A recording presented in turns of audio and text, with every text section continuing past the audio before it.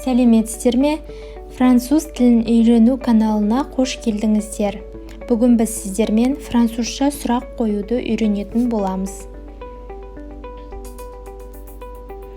Француз тілінде сұрақ қоюдың екі жолы бар.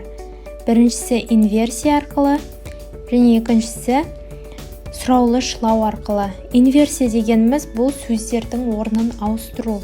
Негізінен француз тілінде сөздер белгілі бір реттілікпен орналасады. Сөйлем құрастырған кезде бірінші бізде жіктеу есімдігі кетеді, одан кейін етістік кетеді, содан кейін барып үстеу, анықтауыш секілді сөздеріміз кетеді. Инверсияның екі түрі бар. Біріншісі қарапайым, яғни бастауыштың орнында есімдік болған кезде. Мысалы, tu lis ce livre. Сен бұл кітапты оқып жатырсың. Ал егерде сұрақ қойғымыз келсе, сен бұл кітапты оқып жатсың ба деп сұрағымыз келсе, онда lis-tu ce livre, яғни қараңыздар, бұл жерде етістікпен біз есімдік екеуінің орнын ауыстырдық.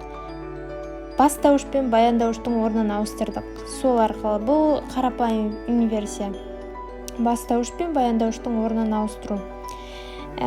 Ол қазақ деп айтамыз, мысалы, ана казашка дейтін болсақ, эле казак.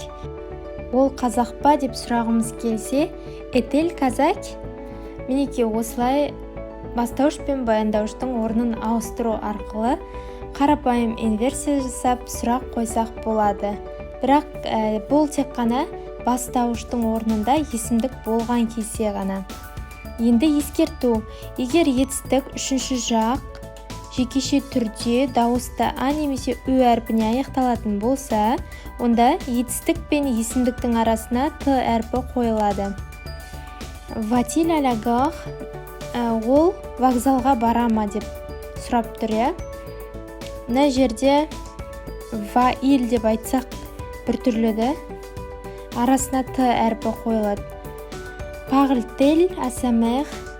Немесе ол Алматыда тұра ма деп сұрағымыз келсе, habite-t-il Almaty? Осы ескертуді өздеріңізге түртіп алсаңыздар болады.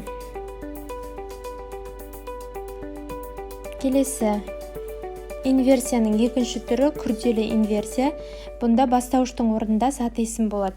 Күрделі инверсияда бастауыш өзінің орнында қалады. Етістіктен кейін үшінші жақтағы жіктеу есімдігін қайталаймыз. Мысалы, Мишель заводта жұмыс жасай ма деп сұрағымыз келсе, Мишель travaille-t-il à la fabrique? Яғни қараңыздар, Мишель орнында қалды, travaille орнында қалды, бастауыш, баяндауыш, және баяндауыштан кейін бізде жүктеу есімдігі келіп тұр. Келесі, les sœurs habitent Paris? Әпкелер немесе сіңлілер Парижде тұра ма? Олар Парижде тұра ма деп қазақша айтқанда дословно аударатын болсақ, солай шығады. Әпкелер, олар Парижде тұра ма деген сияқты. Енді сұрақ қоюдың екінші түріне өтейін. Бұл бізде сұраулы-шылау est-ce. Est-ce деген бұл сұраулы-шылау арнайы, мысалы қазақ тілінде ма, ме деген сияқты шылаулар бар ғой, келесің бе, барасың ба деген сияқты, сондағы ба, бе дегендер секілді. Бұнда est-ce сұраулы-шылауында сөз реті әрдайым сақталады. Мысалы қараңыздар, егерде біз ол телевизор қарап жатыр ма деп сұрағымыз келсе, est-ce qu'il regarde la télé? Немесе est-ce que Claire va à la pharmacie?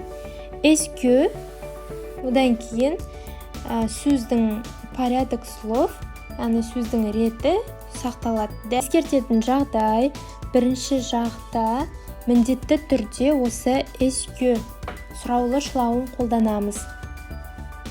Мысалы, est-ce que je parle vite? Мен тез сөйлеймін бе? Немесе кіруге бола ма? Кіруіме бола ма десек, est-ce que je peux entrer?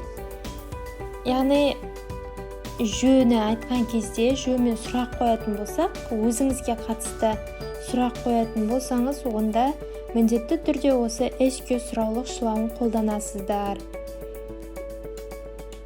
Назарларыңызға көп рахмет. Merci beaucoup.